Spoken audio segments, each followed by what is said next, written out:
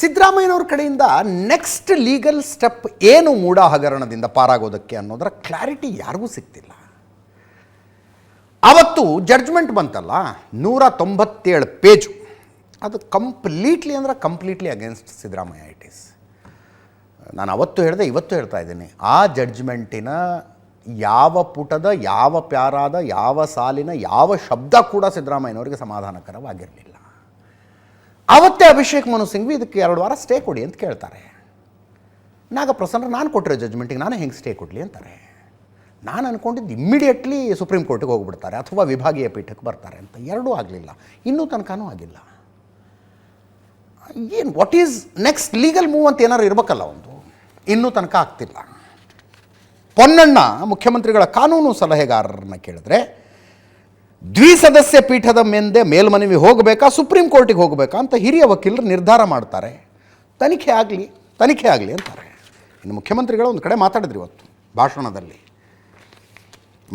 ನಿನ್ನೆ ಮೈಸೂರಿನ ಅಶೋಕಪುರಂನಲ್ಲಿ, ನನ್ನ ಆತ್ಮಸಾಕ್ಷಿಗೆ ಗೊತ್ತಿದೆ, ನಾನು ಕ್ಲಿಯರ್ ಆಗಿದ್ದೀನಿ, ಎಲ್ಲಿಯವರೆಗೂ ನಿಮ್ಮ ಆಶೀರ್ವಾದ ನನಗಿರುತ್ತೋ ಅಲ್ಲಿ ತನಕ ಯಾರಿಗೂ ಏನೂ ಮಾಡೋದಕ್ಕಾಗೋದಿಲ್ಲ, ಸ್ವಲ್ಪ ದಿವಸ ತೊಂದರೆ ಕೊಡ್ಬೋದು ಅಷ್ಟೇ, ನನ್ನನ್ನು ಯಾರಿಗೂ ಅಲ್ಲಾಡ್ಸೋಕ್ಕಾಗಲ್ಲ, ನಾನು ಯಾರಿಗೂ ಹೆದರಲ್ಲ, ಜಗ್ಗಲ್ಲ, ಬಗ್ಗಲ್ಲ, ನನ್ನ ಆತ್ಮಸಾಕ್ಷಿಗೆ ಗೊತ್ತಿದೆ, ನಾನು ಕ್ಲಿಯರ್ ಇದ್ದೀನಿ, ಹೆದರೋ ಪ್ರಶ್ನೆನೇ ಇಲ್ಲ ಅಂತಂದರು. ಪೊನ್ನಣ್ಣ ಅವರು ಹೇಳಿದ್ದು ಮತ್ತು ಮುಖ್ಯಮಂತ್ರಿಗಳು ಹೇಳಿದ್ದು ಎರಡು ಕೆಲಸಗಳೇ. ಮುಖ್ಯಮಂತ್ರಿಗಳು ಕೂಡ ಪದೇ ಅದನ್ನೇ ಹೇಳಿದ್ದಾರೆ, ಆಗಲಿ ವಿಚಾರಣೆ ಆಗಲಿ, ಅದರಿಂದ ವಿಚಾರಣೆ ಮತ್ತು ತನಿಖೆ ಅದರ ಪಾಡಿಗೆ ನಡೀಲಿ, ನಾವು ಯಾವತ್ತೂ ಕೂಡ ಅದಕ್ಕೆ ಅಡ್ಡ ಬರ್ತಾ ಇಲ್ಲ. ಆದರೆ ಈಗ ಡಿವಿಷನ್ ಬೆಂಚ್ಗೆ ಹೋಗೋದಾ ಸುಪ್ರೀಂ ಕೋರ್ಟ್ ಹೋಗೋದಾ ಅಂತ ಹೇಳುವಂಥದ್ದು ಈಗ ನಮ್ಮ ಏಕಸದಸ್ಯ ಪೀಠ ಮಾಡಿರುವಂಥ ತೀರ್ಮಾನ ತೀರ್ಪೇನಿದೆ, ಅದರ ವಿರುದ್ಧ ಖಂಡಿತವಾಗಿ ಪ್ರಶ್ನೆ ಮಾಡಲೇಬೇಕು. ಆದರೆ ಅದನ್ನು ಎಲ್ಲಿಗೆ ಹಾಕಬೇಕು ಅಂತ ಹೇಳುವಂಥ ನಿರ್ಣಯವನ್ನು ಇಲ್ಲ ಹಿರಿಯ ವಕೀಲರು ಯಾರು ನ್ಯಾಯವಾದಿಗಳು ವಾದವನ್ನು ಮಾಡಿದ್ದಾರೆ, ಅವರು ಅದನ್ನು ಸೂಕ್ತವಾದಂಥ ತೀರ್ಮಾನ ಅವ್ರು ತಗೊಳ್ತಾರೆ. ನಾವು ಈಗಾಗಲೇ ಅವರಿಗೆ ಎಲ್ಲ ನಮ್ಮ ಏನಿದೆ ಮಾಹಿತಿಗಳನ್ನು ಅವರಿಗೆ ಕೊಟ್ಟಿದ್ದೇವೆ. ಅವರು ಯಾವ ನಿರ್ಣಯ ತಗೊಳ್ತಾರೆ ಅದಕ್ಕೆ ನಾವು ಈಗಾಗಲೇ ಎಲ್ಲ ತಯಾರಿಯನ್ನು ಮಾಡಿದ್ದೀವಿ. ನಮ್ಮ ಸರ್ಕಾರ ಬಾಬಾ ಸಾಹೇಬರು ಹೇಳಿದಂತ ವಿಚಾರಗಳಿಗೆ ಬದ್ಧವಾಗಿದೆ.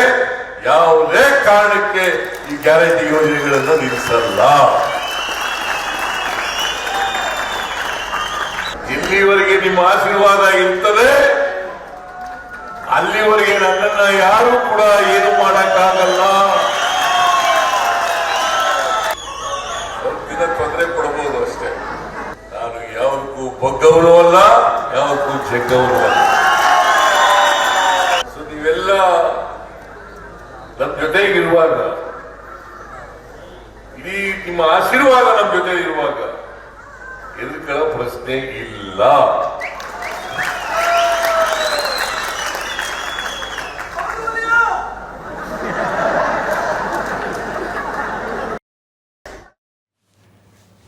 ಸಿದ್ದರಾಮಯ್ಯನವರ ಮಾತು ಹೇಳಿದಾಗ ಅಲ್ಲಿದ್ದ ಅಭಿಮಾನಿ ಒಬ್ಬ ಹೌದು ಹುಲಿಯ ಅಂತಾನೆ. ಇಲ್ಲಿ ಅವ್ರಿಗಿರೋ ಕಾನ್ಫಿಡೆನ್ಸ್ ಅದು. ಇಡೀ ತನಿಖೆ ಶುರುವಾಗ್ತಾ ಇದೆ, ಲೋಕಾಯುಕ್ತ ತನಿಖೆ ಎಲ್ಲೆಲ್ಲಿಗೆ ಬರುತ್ತೋ, ನೇರವಾಗಿ ಇದಕ್ಕೆ ಕನೆಕ್ಟೆಡ್ ಅಲ್ಲದೆ ಹೋದರೂ ಇಂಡೈರೆಕ್ಟ್ಲಿ ಇದಕ್ಕೆ ಕನೆಕ್ಟೆಡ್ ಒಂದು ಬೆಳವಣಿಗೆ ನೀವು ಗಮನಿಸ್ತಾ ಇದ್ದೀರಿ. ಗಂಗೇನಹಳ್ಳಿ ಡಿನೋಟಿಫಿಕೇಷನ್ ಪ್ರಕರಣದಲ್ಲಿ ಕೇಂದ್ರ ಸಚಿವ ಕುಮಾರಸ್ವಾಮಿ ಅವರು ಲೋಕಾಯುಕ್ತ ಪೊಲೀಸರ ಮುಂದೆ ವಿಚಾರಣೆಗೆ ಹಾಜರಾದರು. ವಿಚಾರಣೆ ಮುಗಿಸಿ ಬಂದ ನಂತರ ಆಕ್ರೋಶಭರಿತರಾಗಿದ್ದರು, ರಾಜ್ಯ ಸರ್ಕಾರದ ವಿರುದ್ಧ ಆಕ್ರೋಶ ತೋಡ್ಕೊಂಡ್ರು, ಸಹಜ ಕೂಡ ಅದು. ನಾಳೆ ಬೆಳಗ್ಗೆ 11 ಗಂಟೆಗೆ ಬನ್ನಿ ಕೊಡ್ತೀನಿ ಅಂದರು. ಒಂದು ಹಿಂಟ್ ಕೊಟ್ಟಿದ್ರು ಅವರು, ಪೊಲೀಸ್ ಅಧಿಕಾರಿಗಳು ಏನೇನು ಮಾಡ್ತಾ ಇದ್ದಾರೆ ಅನ್ನೋದರ ಮಾಹಿತಿ ಕೊಡ್ತೀನಿ ಅಂತ.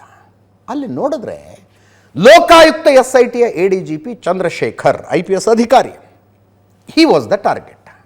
ಕುಮಾರಸ್ವಾಮಿ ಅವರು ಆಕ್ರೋಶ ಹೊರಹಾಕಿದ್ರು. ಎಲ್ಲ ಅಂದರೆ ಅಕ್ರಮವಾಗಿ ಆಸ್ತಿ ಗಳಿಸ್ಕೊಂಡಿದ್ದಾರೆ, ಅವರ ವಿರುದ್ಧ ಕೇಸ್ಗಳಿದ್ದಾವೆ, ಆ ಆರೋಪ ಇದೆ, ಈ ಆರೋಪ ಇದೆ, ಇತ್ಯಾದಿ. ಮಧ್ಯದಲ್ಲಿ ಒಂದೊಂದು ಕಡೆ ಏಕವಚನ ಬಂದಿಲ್ಲ ಅಂತ JDSನವ್ರು ಹೇಳಿದ್ರು. ಇರಲಿ, ಅಷ್ಟೆಲ್ಲ ಆಯಿತು. ಅವತ್ತೇ ರಾತ್ರಿ ನಂಗೆ ನೆನಪಿದೆ, ಇನ್ನು ನ್ಯೂಸ್ ಅವರ್ನಲ್ಲಿ ಹೆಚ್ಚು ಕಡಿಮೆ ಇದೇ ಟೈಮು ಬ್ರೇಕ್ ತಗೊಂಡು ಬ್ರೇಕ್ನೆಲ್ಲ ಸಂದರ್ಭದಲ್ಲಿ ಬಂತು ADGP SIT ಚಂದ್ರಶೇಖರ್ ಅವರ ಸ್ಟೇಟ್ಮೆಂಟ್ ಅಂದರೆ ಅದು ಪಬ್ಲಿಕ್ ಕನ್ಸಂಪ್ಷನ್ಗಲ್ಲ, ಅವರು ಯಾರಿಗೆ ಕೊಟ್ಟಿದ್ರು ಅಂದರೆ SITಯ ಸಿಬ್ಬಂದಿಗೆ ಅಂತ ಬಿಡುಗಡೆ ಮಾಡಿದ್ದದು. ಗೊತ್ತಾಗುತ್ತದೆ ಯಾರಿಗೋಸ್ಕರ ಇತ್ತೋ ಏನು ಅನ್ನೋದು. ಅದರದ್ದು ಅದು ಖಾರವಾಗಿತ್ತು, ಸ್ಟ್ರಾಂಗ್ ಇತ್ತು ಅಂದರೆ ಏನೇನೂ ಹೇಳ್ದಂಗಲ್ಲ, ತೊಡೆ ತಟ್ಟದಂಗಿತ್ತು ರೀ, ಅದು ತೊಡೆ ತಟ್ಟದಂಗಿತ್ತು. ನೋಡ್ತಾ ಇದ್ರಿ ಸ್ಕ್ರೀನ್ ಮೇಲೆ. ಎರಡನೇ ಪ್ಯಾರಾದ ಮೊದಲನೇ ಸಾಲಿನಲ್ಲಿ ಜಾರ್ಜ್ ಬರ್ನಾರ್ಡ್ ಶಾ ಅವರ ಸ್ಟೇಟ್ಮೆಂಟನ್ನು ಕೋಟ್ ಮಾಡ್ತಾರೆ ಚಂದ್ರಶೇಖರ್. ಹಂದಿಗಳ ಜೊತೆ ಗುದ್ದಾಡಬಾರ್ದು, ಹಂದಿಗಳ ಜೊತೆ ಗುದ್ದಾಡೋಕ್ಕೆ ಹೋದರೆ ಹಂದಿ ಮತ್ತು ನಾವು ಇಬ್ಬರು ಕೊಳೆ ಆಗ್ತೀವಿ, ಬಟ್ ಹಂದಿ ಅದನ್ನು ಎಂಜಾಯ್ ಮಾಡ್ತಿರುತ್ತೆ ಅನ್ನೋ ತನಕ ಎಲ್ಲಿಂದ ಎಲ್ಲಿಗೂ ಹೋಗ್ಬಿಟ್ಟಿದೆ ಅದು ವಿಷಯ. ಕುಮಾರಸ್ವಾಮಿ ಅವರು ಹೇಳ್ತಾರೆ ಎಲ್ಲಿ ಉತ್ತರ ಕೊಡಬೇಕು ಅಲ್ಲಿ ಉತ್ತರ ಕೊಡಬೇಕು, ವಿಷಯ ಕ್ರೋಢೀಕರಿಸದೆ ನಾನು ಮಾತಾಡೋದಿಲ್ಲ. ಆ ಲೆಟರ್ ಚೆನ್ನಾಗಿ ಪ್ರಿಪೇರ್ ಮಾಡಿದ್ದಾರೆ. ನೆನ್ನೆ ಸಂಜೆ ಅವರು ಎಲ್ಲಿಗೆ ಹೋಗಿದ್ರು ಅದು ಗೊತ್ತಿದೆ. ಅಂದರೆ ಅವ್ರದ್ದು ಬೇಸಿಕಲಿ ಅಲಿಗೇಷನ್ ಇರೋದು ಕಾಂಗ್ರೆಸ್ನವ್ರು ರೆಡಿ ಮಾಡಿ ಕೊಟ್ಟರು, ಅದಕ್ಕೆ ಸುಮ್ಮನೆ ಸೈನ್ ಹಾಕಿದ್ದಾರೆ ಅಷ್ಟೇ, ಇವರು ಸೈನ್ ಹಾಕಿದ್ದಾರೆ ಅಷ್ಟೇ ಅಂತ. ಸಿದ್ದರಾಮಯ್ಯನವರು ಮುಖ್ಯಮಂತ್ರಿಗಳು ಹೇಳ್ತಾರೆ ಅವರು ಹಂದಿ ಅಂತ ಕುಮಾರಸ್ವಾಮಿ ಅವ್ರಿಗೆ ಅಂದಿಲ್ರಿ, ಜಾರ್ಜ್ ಬರ್ನಾರ್ಡ್ ಶಾ ಅವರು ಒಂದು ಕೋಟ್ ಹೇಳಿದ್ದಾರೆ ಅಷ್ಟೇ ಅವರು ಅಂತ. ಸಾರಾ ಮಹೇಶ್ ಅವರು ಇನ್ನೂ ಒಂದು ಹೆಜ್ಜೆ ಮುಂದೆ ಹೋದರು. ಬೆಳ್ಳಗೆ ಇರುವ ಅಧಿಕಾರಿಯೊಬ್ಬ ಕಪ್ಪಗೆ ಇರುವ ಕುಮಾರಸ್ವಾಮಿ ಅವ್ರನ್ನ ಹಂದಿ ಅಂದಿದ್ದಾರೆ ಅಂತ ಹೋಮ್ ಮಿನಿಸ್ಟ್ರು ಚಂದ್ರಶೇಖರ್ ಅವ್ರನ್ನ ಸಮರ್ಥನೆ ಮಾಡಿಕೊಳ್ತಾ ಇದ್ದಾರೆ. ಕೇಳಿಸ್ಕೊಳ್ಳಿ ಯಾರ್ಯಾರು ಏನೇನು ಹೇಳಿದ್ರು ಅಂತ. ಅಲ್ಲಿಗೆ ಈ ಭಾಷೆ ಇದೆಯಲ್ಲ, ಈ ಭಾಷೆ ಆ ಅಧಿಕಾರಿ ಎಷ್ಟರ ಮಟ್ಟಿಗೆ ಆ ವೃತ್ತಿಯಲ್ಲಿ ಪ್ರಾಮಾಣಿಕವಾಗಿ ಕೆಲಸ ಮಾಡ್ತಾನೆ ಅಂತ ಬ್ಯಾಕ್ಗ್ರೌಂಡ್ ಇದೆ, ಆ ವ್ಯಕ್ತಿ ಸಂಸ್ಕೃತಿ ಇದೆಯಾ ಅನ್ನೋದನ್ನು ಯೋಚನೆ ಮಾಡಿ. ಆ ವ್ಯಕ್ತಿಗೆ ಸಂಸ್ಕೃತಿ ಇದೆಯಾ ಅಂತ ಹೇಳಿ. ಇಂಥ ವ್ಯಕ್ತಿ ನನ್ನ ಬಗ್ಗೆ, ಒಬ್ಬ ಕೇಂದ್ರದ ಮಂತ್ರಿ ಬಗ್ಗೆ ಏನು ಬೇಕಾದರೂ ಬರೀಬೋದು ಅಂತ ಇದೆಯಾ? ಅಲ್ಲೆಲ್ಲ ಸರ್ಕಾರ ನಡೆಸಿದಾಗ ಮೆಚ್ಚಿಸ್ಲಿಕ್ಕೆ ಇಂಥ ಅಧಿಕಾರಿಗಳನ್ನ ಇಟ್ಕೊಂಡು ಯಾವ ಉದ್ದೇಶದಿಂದ ಮಾಡ್ಕೊಂಡಿದ್ದೀರಿ? ನನಗೆ ನಿಮಗಿಂತಲೂ ಹೆಚ್ಚಿನ ರೀತಿಯಲ್ಲಿ ಮಾಹಿತಿ ಕೊಡ್ತಕ್ಕಂಥ ಇಂಟೆಲಿಜೆನ್ಸ್ ಇದೆ. ಕುಮಾರಸ್ವಾಮಿ ನಂದಿ ಅಂತ ಬರ್ದಿದ್ದಾರ, ಆ ಪದ ಬರ್ದಿದ್ದಾರೆ. ಬರ್ನಾರ್ಡ್ ಶಾ ಹೇಳಿರೋದನ್ನ ಹೇಳಿದ್ದಾರೆ. ನಾನು I am not going to comment on that. ಹಂದಿ ಕುಮಾರಸ್ವಾಮಿ ಹಂದಿ ಅಂತ ಹೇಳಿದಾರ. ಅಲ್ಲಿ ಕರ್ನಾಟಕದ ಜನತೆಯ ನಿಮ್ಗಿರೋದು 5 ವರ್ಷ, ಅವ್ರ ಸವಲತ್ತನ್ನ ಹಂದಿ ಥರ ಮೇಯ್ತಾ ಇರೋರು ನೀವು. ಆಡಳಿತ ವ್ಯವಸ್ಥೆ ಎಲ್ಲಿಗೆ ಬಂತು? ತಮ್ಮ ಇರೋವಂಥ ಸಚಿವ ಸಂಪುಟದಲ್ಲಿ ತಮ್ಮ ಜೊತೆ ಯಾರ್ಯಾರವ್ರೆ, ಅವ್ರ ಕೈಲಿ ಯಾರ ಕೈಲೂ ಆಗದೆ ಈ ಥರ ಸರ್ಕಾರಿ ಸಂಬಳ ಕೊಡುವಂಥ ನೌಕರರ ಕೈಲಿ ಈ ಕೆಲಸ ಮಾಡಿಸ್ತಾ ಇದ್ದಾರೆ ಅಂತ ಒಪ್ಕೊಂಡಂಗೆ ಆಯ್ತಲ್ಲ. ಬರ್ನಾರ್ಡ್ ಶಾ ಹೇಳಿದ್ದನ್ನ ಅವರು ಕೋಟ್ ಮಾಡಿದ್ದಾರೆ. ನನಗೆ ಅಪ್ಲೈ ಆಗುತ್ತೆ ಅಂತ ಯಾಕೆ ತಗೋಬೇಕು? ನಾವು ತಗೋಬೇಕಾ? ಅವ್ರು ಪ್ರಸ್ತಾಪ ಮಾಡಿರ್ಬೋದು. ಬರ್ನಾರ್ಡ್ ಶಾ ಆ ರೀತಿ ಹೇಳಿದ್ದಾರೆ ಅಂತ ಹೇಳಿದ್ದಾರೆ ಹೊರತು ಕುಮಾರಸ್ವಾಮಿ ಅವರಿಗೆ ರೆಫರ್ ಮಾಡಿ ಹೇಳಿಲ್ವಲ್ಲ. ಹೇಳಿದಾರ? ರೀ ಓದಕ್ ಬರ್ಬೇಕಲ್ರಿ, ನಮ್ಗೆ ಓದಕ್ಕೆ ಅರ್ಥ ಮಾಡ್ಕೊಳಕ್ಕೆ ಬಂದ್ರೆ ಈ ಪ್ರಶ್ನೆನೇ ಬರಲ್ಲ. ಮುಖ್ಯಮಂತ್ರಿಗಳು ಗೃಹ ಸಚಿವರು ಅರ್ಥ ಮಾಡ್ಕೋಬೇಕಾಗಿರೋದು ಯಾವ ಅಧಿಕಾರಿಯನ್ನು ಯಾವ ರಾಜಕಾರಣಿ ಬೈದರೂ ಕೂಡ ಹಿಂಗೆ ಉತ್ತರ ಕೊಡೋ ಸಾಧ್ಯತೆ ಇದೆ. ಅವರು ಹೇಳ್ಬೋದು ಜಾರ್ಜ್ ಬರ್ನಾರ್ಡ್ ಶಾ ಹೇಳಿದ್ದನ್ನು ಹೇಳಿದ್ವಿ ನಾವು ಅಂತ. ರಾಜಕಾರಣಿಗಳಿಗೆ ಚಟ ಇರುತ್ತಲ್ಲ, ಮೀಟಿಂಗ್ಗಳಲ್ಲಿ ಅಧಿಕಾರಿಗಳ ಮೇಲೆ ಕೂಗಾಡೋದು, ಏಕವಚನದಲ್ಲಿ ಕೂಗಾಡೋದು, ಏಯ್ ನಾನು ಹೇಳಿದ್ದು ಅರ್ಥ ಆಗ್ತಿದೆಯೇನಯ್ಯ ನಿನಗೆ ಅಂತ ಅಧಿಕಾರಿಗಳಿಗೆ. ಸ್ವಾಭಿಮಾನ ಅಂದರೆ ಅದು ಪ್ಯೂನ್ಗೂ ಅಷ್ಟೇ ಇರುತ್ತೆ, ಚೀಫ್ ಸೆಕ್ರೆಟರಿಗೂ ಅಷ್ಟೇ ಇರುತ್ತೆ. ಆತ್ಮಗೌರವ ಅನ್ನುವಂಥದ್ದು ಯಾರು ಕೊಡ್ಬೋದಲ್ಲ ಉತ್ತರ. ಆವಾಗ ಅವ್ರನ್ನ ಸಮರ್ಥನೆ ಮಾಡ್ಕೊಂಡು ಬಿ ಜೆ ಪಿಯವರು ಜೆ ಡಿ ಎಸ್ನವರು ಮಾತಾಡ್ತಾರೆ ಜಾರ್ಜ್ ಬರ್ನಾರ್ಡ್ ಶಾ ಸ್ಟೇಟ್ಮೆಂಟ್ ಅದು ಅಂತ. ಇವತ್ತು ಜೆ ಡಿ ಎಸ್ನವ್ರು ಹೋಗಿ ಚೀಫ್ ಸೆಕ್ರೆಟರಿಗೆ ಕಂಪ್ಲೇಂಟ್ ಮಾಡಿದ್ದಾರೆ, ಚಂದ್ರಶೇಖರ್ ವಿರುದ್ಧ ಆ್ಯಕ್ಷನ್ ತಗೊಳ್ಳಿ ಅಂತ. ಅದಕ್ಕೊಂದು ಕೌಂಟರ್ ರೆಡಿ ಆಗಿದೆ ಅನ್ನೋದು ಮಾಹಿತಿ. ಕುಮಾರಸ್ವಾಮಿ ಅವರು ಆಂಟಿಸಿಪೇಟರಿ ಬೇಲ್ ತಗೊಂಡಿದ್ದಾರೆ. ಯಾವುದು? ಆ ಸಾಯಿ ವೆಂಕಟೇಶ್ವರ ಮಿನರಲ್ಸ್ ಕಂಪನಿಗೆ 550 ಎಕರೆ ಜಮೀನನ್ನು ಗುತ್ತಿಗೆ ಕೊಟ್ಟರು ಮೈನಿಂಗಿಗೆ ಅಂತ. ಅದು ಅಕ್ರಮ ಅಂತ ಕೇಸು ರಿಜಿಸ್ಟರ್ ಆಗಿದೆ. ಅದು ಕೂಡ ನ್ಯಾಯಮೂರ್ತಿ ಸಂತೋಷ್ ಹೆಗಡೆ ಅವರು ಕೊಟ್ಟಂಥ ಯಾವುದು ಗಣಿ ರಿಪೋರ್ಟ್ನಲ್ಲಿ ಇತ್ತದು. ಗಣಿ ರಿಪೋರ್ಟ್ನಲ್ಲಿ ಬರೆದಿರ್ತಾರೆ. ಅದರ ಆಧಾರದ ಮೇಲೆ ಈಗ ಸಿದ್ದರಾಮಯ್ಯನವರು ಕುತ್ತಿಗೆಗೆ ತಂದಿಟ್ಟಿರೋ TJ ಅಬ್ರಾಹಮ್ಮೇ ಹೋಗಿ ಕಂಪ್ಲೇಂಟ್ ಕೊಡೋದು. ಆ ಕಂಪ್ಲೇಂಟ್ FIR ಆಯಿತು 2007ನಲ್ಲಿ. ಕುಮಾರಸ್ವಾಮಿಯವರು ಮುಖ್ಯಮಂತ್ರಿಯಾಗಿದ್ದಾಗ Shri Sai Venkateshwara minerals private limited, if I am not wrong, ಅದಕ್ಕೆ 550 ಎಕರೆ ಈ ತೋರಣಗಲ್ಲು ಅಕ್ಕಪಕ್ಕ ಎಲ್ಲ ಗುತ್ತಿಗೆ ಕೊಡ್ತಾರೆ. ಅದು ಮಿಸ್ಕಂಡಕ್ಟ್ ಅನ್ನೋ ರೀತಿಯಲ್ಲಿ ಶಬ್ದ ಬಳಕೆ ಆಗುತ್ತಂತೆ ಸಂತೋಷ್ ಹೆಗಡೆ ಅವರ ರಿಪೋರ್ಟ್ನಲ್ಲಿ. ಅದರ ಆಧಾರದ ಮೇಲೆ TJ ಅಬ್ರಾಹಂ ಕಂಪ್ಲೇಂಟ್ ಮಾಡಿದ್ರು, FIR ಆಗಿದೆ. ಅದರಲ್ಲಿ ಕುಮಾರಸ್ವಾಮಿ ಅವರು ಆಂಟಿಸಿಪೇಟರಿ ಬೇಲ್ ತಗೋತಾರೆ. ಆ್ಯಕ್ಚುಲಿ 3 ಜನರ ಮೇಲೆ ಆಗಿದ್ದದು. ಒಂದು ಧರ್ಮ್ ಸಿಂಗ್, ಆಗ ಮುಖ್ಯಮಂತ್ರಿ ಆಗಿದ್ದ ಧರ್ಮ್ ಸಿಂಗು, ಆಗ ಮಾಜಿ ಮುಖ್ಯಮಂತ್ರಿ SM ಕೃಷ್ಣ ಮತ್ತು ಕುಮಾರಸ್ವಾಮಿ ಅವರ ವಿರುದ್ಧ. ಧರ್ಮ್ ಸಿಂಗ್ ದಿವಂಗತರಾಗಿದ್ದಾರೆ, ಅವ್ರ ಮೇಲೆ ಕೇಸ್ ನಡೆಸೋ ಪ್ರಮೇಯ ಇಲ್ಲ. ಎಸ್.ಎಂ. ಕೃಷ್ಣ ಅವರು ಸುಪ್ರೀಂ ಕೋರ್ಟ್ನಲ್ಲಿ ಕೇಸಿನ ಇನ್ವೆಸ್ಟಿಗೇಷನ್ಗೆ ಸ್ಟೇ ತಗೊಂಡಿದ್ದಾರೆ. ಕುಮಾರಸ್ವಾಮಿ ಅವರ ಮೇಲೆ ಸ್ಟೇ ಆಗಲಿಲ್ಲ. 2017ನಲ್ಲಿ ಸುಪ್ರೀಂ ಕೋರ್ಟು 3 ತಿಂಗಳಲ್ಲಿ ವರದಿ ಕೊಡಿ ಅಂತ ಲೋಕಾಯುಕ್ತ ಪೊಲೀಸರಿಗೆ ಹೇಳಿತ್ತು. ಆ ಪ್ರಕರಣದಲ್ಲಿ ಆಂಟಿಸಿಪೇಟರಿ ಬೇಲ್ ಮೇಲೆ ಕುಮಾರಸ್ವಾಮಿ ಅವರಿದ್ದಾರೆ. ಬರ್ತಾ ಇರೋ ಮಾಹಿತಿ ಏನಂದರೆ ಆಂಟಿಸಿಪೇಟರಿ ಬೇಲ್ ಕ್ಯಾನ್ಸಲ್ ಮಾಡಿ ಅಂತ ಲೋಕಾಯುಕ್ತ SIT ಅವರು ಹೈಕೋರ್ಟ್ಗೆ ಹೋಗ್ತಾರೆ ಅಂತ ಒಂದು ಸುದ್ದಿ ಇದೆ. ಈ ಆರೋಪಿಯು ಇಂಥ ಉನ್ನತ ಸ್ಥಾನದಲ್ಲಿ ಕುಳಿತು ಈ ರೀತಿಯಾದ ಹೇಳಿಕೆಗಳನ್ನು ಕೊಡುವ ಮೂಲಕ ತನಿಖಾ ಸಂಸ್ಥೆಯ ಏನು ಹೇಳ್ತೀವಿ ನಾವು ಮನೋಸ್ಥೈರ್ಯವನ್ನು ಕುಗ್ಗಿಸುವ ಕೆಲಸ ಮಾಡ್ತಾ ಇದ್ದಾರೆ. ಆದ್ದರಿಂದ ಇವರ ಆಂಟಿಸಿಪೇಟರಿ ಬೇಲನ್ನು ಕ್ಯಾನ್ಸಲ್ ಮಾಡಿ ಅಂತ ಹೈಕೋರ್ಟಿಗೆ ಹೋಗ್ತಾರೆ ಅನ್ನೋ ಸುದ್ದಿ ಇದೆ. ಇನ್ನೊಂದು 2-3 ದಿವಸದಲ್ಲಿ ಹೋಗಬಹುದು. ಆಂಟಿಸಿಪೇಟರಿ ಬೇಲ್ ಕ್ಯಾನ್ಸಲ್ ಆದರೆ ಕುಮಾರಸ್ವಾಮಿಯವರ ಬಂಧನಕ್ಕೆ ಅವಕಾಶ ಇರುತ್ತೆ ಅಂತ ಅದೊಂದು ಲೆಕ್ಕಾಚಾರ. ಗೊತ್ತಿಲ್ಲ ಇದು ಎಲ್ಲಿ ತನಕ ಹೋಗುತ್ತೋ ಗೊತ್ತಿಲ್ಲ. ಇದು ಇಷ್ಟಂತೂ ಆಗಿದೆ. ಇದರ ಬಗ್ಗೆ ಕೇಂದ್ರ ಸಚಿವ ಪ್ರಹ್ಲಾದ್ ಜೋಶಿ ಅವರು ಸೀರಿಯಸ್ ಆಗಿದ್ದಾರೆ. ಅಹಂಕಾರದ ಪರಮಾವಧಿ ಅಂದ್ರವರು ಆ ಸ್ಟೇಟ್ಮೆಂಟಿಗೆ, ಚಂದ್ರಶೇಖರ್ ಅವರ ಸ್ಟೇಟ್ಮೆಂಟಿಗೆ, ಅಧಿಕಾರಿಗೆ ಜ್ಞಾನ ಇದ್ದರೆ ಕ್ಷಮಾಪಣೆ ಕೇಳಬೇಕು, ಕೇಡರ್ ಕಂಟ್ರೋಲ್ನಲ್ಲಿ ಗಂಭೀರವಾಗಿ ಪರಿಗಣಿಸ್ತೀವಿ, ಇದನ್ನು ನಾವು ಯಾವ ಕಾಲಕ್ಕೂ ಒಪ್ಪೋದಕ್ಕೆ ಸಾಧ್ಯ ಇಲ್ಲ, ಈ ಸರ್ಕಾರವೇ ಅಧಿಕಾರದಲ್ಲಿ ಇರುತ್ತೆ ಅನ್ನೋ ಭ್ರಮೆ ಇದ್ದರೆ ಬೆಲೆ ತರಬೇಕಾಗತ್ತೆ, ಅತ್ಯಂತ ಕೆಟ್ಟ ಭಾಷೆಯ ಬಳಕೆ ಆಡಳಿತಕ್ಕೆ ಕೈಗನ್ನಡಿ ಅಂದರು. ಕೇಳಿಸ್ಕೊಳ್ಳಿ.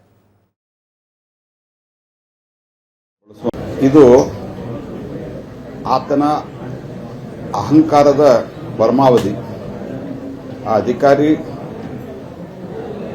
ಅವ್ರಿಗೇನಾದರೂ ಆ ADGPಗೆ ಸರ್ವಿಸ್ ಕಂಡಕ್ಟ್ ರೂಲ್ ಇತ್ಯಾದಿ ಬಗ್ಗೆ ಜ್ಞಾನ ಇದ್ದರೆ ಅವರು ತಕ್ಷಣ ಕ್ಷಮಾಪಣೆಯನ್ನು ಯಾಚಿಸಬೇಕು.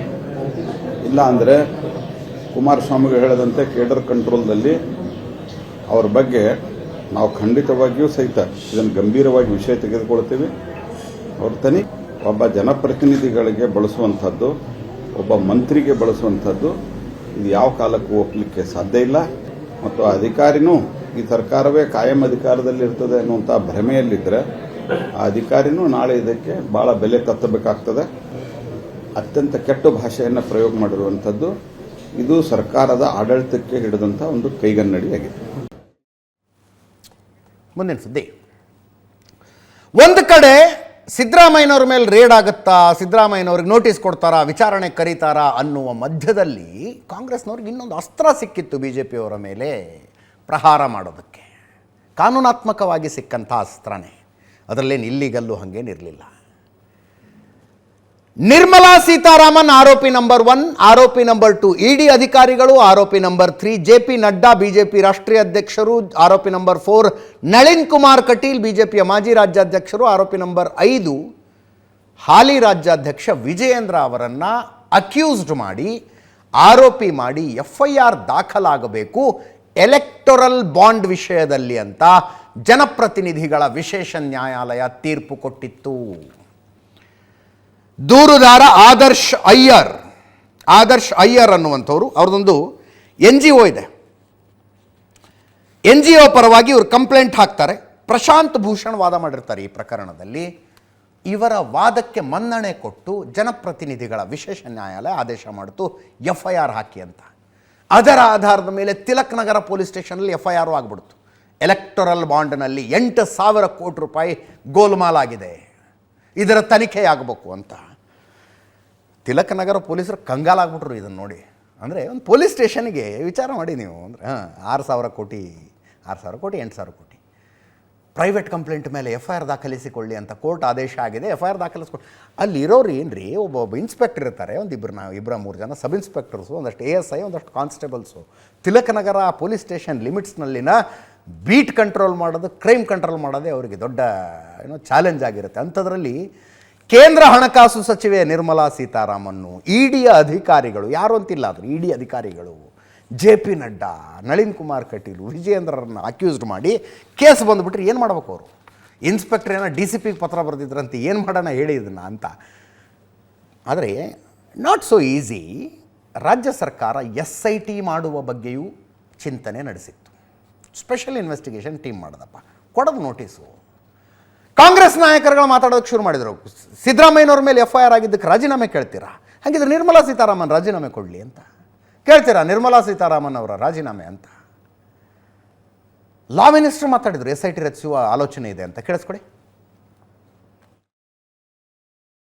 ನಾವು ಕೇವಲ ಅವ್ರ ಮೇಲೆ ಟೀಕೆ ಮಾಡಿದ್ವಿ ಅಷ್ಟೇ ಅಲ್ಲ, ಸುಪ್ರೀಂ ಕೋರ್ಟ್ನವರು ಕೊಟ್ಟಿರ್ತಕ್ಕಂಥ ಆ ತೀರ್ಪಿನ ಹಿನ್ನೆಲೆಯೊಳಗೆ ನಮ್ಮ ಪಕ್ಷದ ಹಿರಿಯ ನಾಯಕರುಗಳು ಪಾರ್ಲಿಮೆಂಟ್ನೊಳಗೂ ರಾಜ್ಯಸಭೆಯೊಳಗೂ ಅದನ್ನು ಪ್ರಸ್ತಾಪ ಮಾಡಿದರು. ಅಲ್ಲದೆ ಕ್ರಮ ಆಗಬೇಕು ಅಂಥೇಳಿ ನಮ್ಮ ಪಕ್ಷ ಹೋರಾಟ ಮಾಡ್ತು. JPC ಯಾಕೆ ಕಾನ್ಸ್ಟಿಟ್ಯೂಟ್ ಮಾಡೋದಕ್ಕೆ ಹಿಂದೆ ನೋಡ್ತೀರಿ ಅಂಥೇಳಿ ಒತ್ತಡ ಹಾಕಿದ್ವಿ. ಏನೋ ಒಂದು ರಾಜಕೀಯ ಪಕ್ಷವಾಗಿ ಏನು ಹೋರಾಟ ಮಾಡಬೇಕಾಗಿತ್ತು ಹೋರಾಟ ಮಾಡಿದ್ವಿ. ಇವತ್ತು ಒಬ್ಬ ಖಾಸಗಿ ವ್ಯಕ್ತಿ ಅವನಿಗೆ ಬಂದಿರತಕ್ಕಂಥ ಎಲ್ಲ ವಿವರವಾದ ಮಾಹಿತಿ ಹಿನ್ನೆಲೆಯೊಳಗೆ ಅವನು ಕಂಪ್ಲೇಂಟ್ ಕೊಟ್ಟಿದ್ದಾರೆ. ಅತ್ಯಂತ ಗಂಭೀರವಾಗಿ ಈ ವಿಷಯ ಇವತ್ತು ಯಾಕೆ ಹೇಳಿದ್ದು ಅಂದರೆ, ಇವತ್ತೊಂದು ಡೆವಲಪ್ಮೆಂಟ್ ಆಗಿದೆ. ಹೈಕೋರ್ಟ್ ಈ ಪ್ರಕರಣಕ್ಕೆ ಸ್ಟೇ ಕೊಟ್ಟಿದೆ. ನಳಿನ್ ಕುಮಾರ್ ಕಟೀಲ್ ಅವರು ರಾಘವನ್ ಅನ್ನುವ ಹಿರಿಯ ವಕೀಲರೊಬ್ಬರ ಮೂಲಕ ಹೈಕೋರ್ಟ್ಗೆ ಅರ್ಜಿ ಹಾಕಿದ್ರು. ಅರ್ಜಿಯ ವಿಚಾರಣೆ ನಡೆದು ಸ್ಟೇ ಕೊಟ್ಟಿದೆ. ಮುಂದಿನ ತಿಂಗಳು 22ನೇ ತಾರೀಕಿನ ತನಕ ವಿಚಾರಣೆಯನ್ನು ಮುಂದೂಡಲಾಗಿದೆ.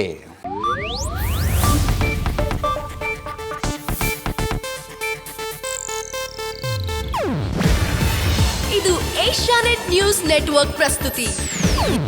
ನೀವು ನೋಡ್ತಿದ್ದೀರಾ ಏಷ್ಯಾನೆಟ್ ಸುವರ್ಣ ನ್ಯೂಸ್.